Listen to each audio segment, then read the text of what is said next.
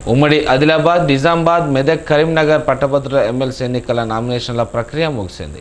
చివరి రోజు కాంగ్రెస్ ఎమ్మెల్సీ అభ్యర్థి నరేందర్ రెడ్డి అట్టహాసంగా తన నామినేషన్ దాఖలు చేశారు. కాంగ్రెస్ పార్టీ నుండి పట్టభద్రుల ఎమ్మెల్సీ అభ్యర్థిగా పోటీ చేస్తున్న ఆల్ఫోర్స్ అధినేత నరేందర్ రెడ్డి చివరి రోజు తన నామినేషన్ను దాఖలు చేశారు. ఈ కార్యక్రమానికి పీసీసీ చీఫ్ మహేష్ కుమార్ గౌడ్, మంత్రులు శ్రీధర్ బాబు, ఉత్తమ్ కుమార్ రెడ్డి, పొన్నం ప్రభాకర్, జూపల్లి కృష్ణారావు, సీతక్క, కొండ సురేఖ ఎమ్మెల్యేలు హాజరయ్యారు. ఈ సందర్భంగా కరీంనగర్ గీతాభవన్ చౌరస్తా నుండి కలెక్టర్ కార్యాలయం వరకు నాయకులు, కార్యకర్తలు భారీ ర్యాలీ నిర్వహించారు. నామినేషన్ వేసిన అనంతరం మంత్రులు, పీసీసీ అధ్యక్షుడు, ఎమ్మెల్సీ అభ్యర్థి నరేందర్ రెడ్డి మాట్లాడారు.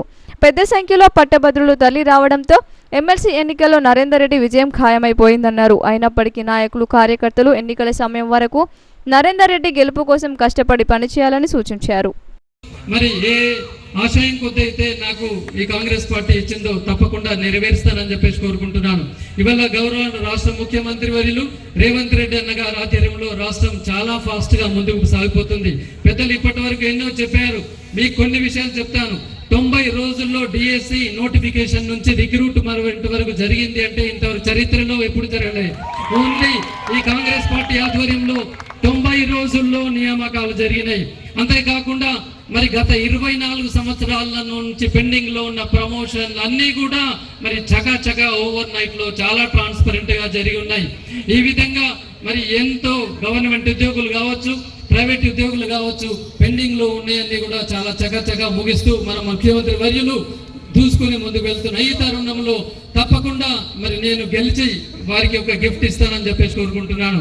ఇంకా ఖచ్చితంగా నేను మీ అందరి కోరికలను నాకు తెలుసు. నేను తిరిగిన సమయంలో ఎంతో చెప్పారు, మన లైబ్రరీలను పునరుద్ధరించుకోవాలి, మన లైబ్రరీలన్నీ ఈ లైబ్రరీలుగా మార్చుకోవాలి. అట్లాగే మన ముఖ్యమంత్రి గారికి నేను ధన్యవాదాలు తెలియజేస్తున్నాను.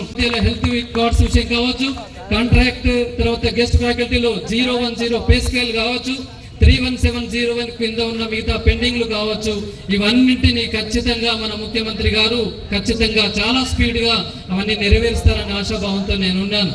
కాబట్టి మీ అందరికీ సేవ చేయడానికే వచ్చాను.